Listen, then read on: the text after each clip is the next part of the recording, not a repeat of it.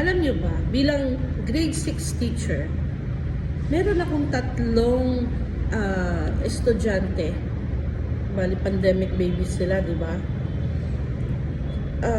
Slang sila magsalita ng English. At hirap silang magsalita ng Filipino. Hirap din silang umunawa or comprehension ng Filipino.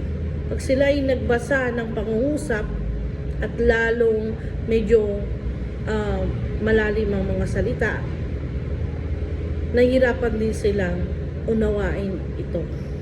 At take note, walang nagsasalita ng English sa bahay nila. Paano nangyari? Ang common denominator nila ay naglalaro sila ng Roblox.